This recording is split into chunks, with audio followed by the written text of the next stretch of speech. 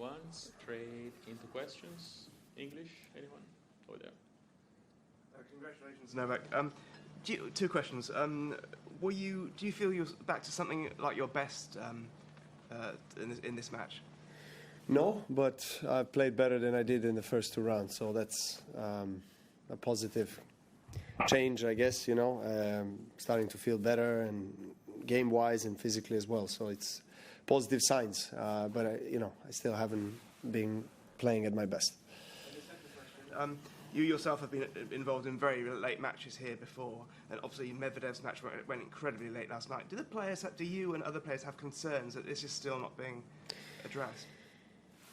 I think it is addressed, to be honest. I mean, I know that Grand Slams have had conversations about this, but they obviously try to start the tournament a day earlier, etc. But it's the daily schedule and the time of the matches are scheduled. That is a problem, obviously, when you have men's playing best of five. It can happen, as it did last night with day matches. They went 5 sets, and then Medvedev again started, what was it, 11 p.m.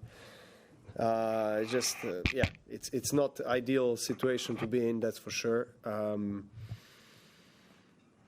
I don't know. I mean, I don't see Grand Slams on main courts, particularly on the center court, changing the format of having day matches and night matches, because that's how they sell their tickets. That's how they commercialize. That's how they promote.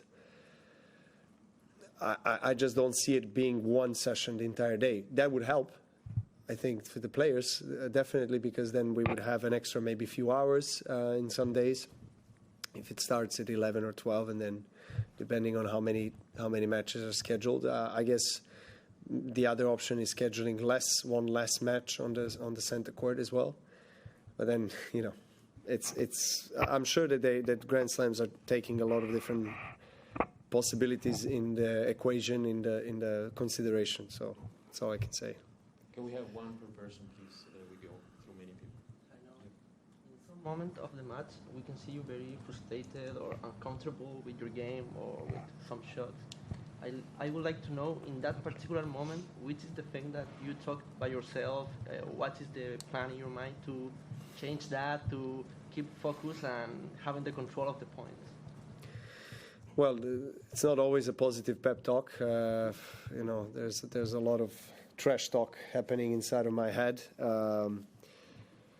That I guess it's part of the game. It's part of who I am, and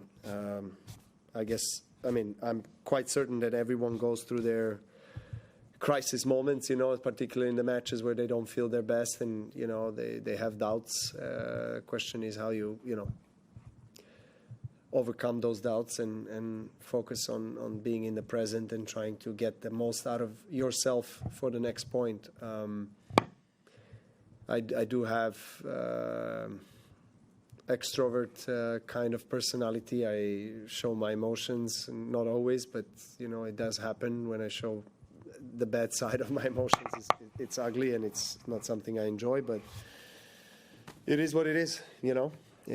I'm trying to fight the demons that I have as anybody else, on the court, and sometimes it works better, sometimes not so great. So you just have to accept the circumstances, and depending on how you feel against certain opponent on the given day, sometimes you just wake up not feeling great, and you start to doubt that you can win a match or play well, and those are some of the things that you have to deal with mentally during the match. Noticeable you still had a bit of a runny nose out there tonight. Do you know exactly what it is and how much is it affecting you, and have you had a COVID test since you've been in Melbourne? I haven't had a COVID test. It's kind of a regular viral infection that I've been through. Now it's in the last stages and still have some secret coming out, and that's all it is. Do you ever, when you start a Grand Slam, sort of a little slow by your own admission, Do you ever have doubts that it's not going to come for you Uh, during the fortnight?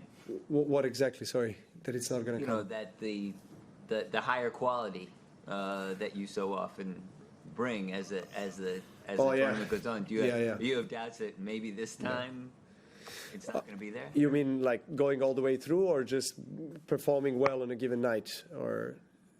That you're not going to find your rhythm. That you're not Yeah. going to find it. Oh that yeah, you're yeah. not I gonna- mean, I've been I've been going through that very scenario every match here. So I'm really relieved and glad that I played the way I played and felt the way I felt tonight. I mean, definitely much better than what was the case in the first two matches. So yeah, coming into the tournament, I haven't really felt great health-wise, physically, and also game-wise. So it's all connected, obviously, and so I haven't had a best start of the tournament in terms of the quality of tennis, but I'm in the fourth round. So, you know,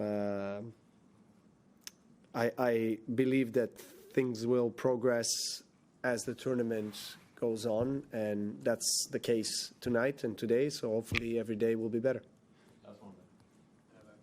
Just was wondering, because you could play Shelton in the next round potentially, and Yeah. your comments about him at the U.S. Open and the respect. And I was wondering, you obviously, when you first came on... Oh, okay, well, so I'm curious for this question. When you first came on tour, you had a big personality also, and were very expressive. And I'm wondering if there were ever any older players who ever made criticisms to you or gave you advice to do things that made you want to change your behavior. And if there's ever a moment that you can think of when someone else in the sport made you rethink things.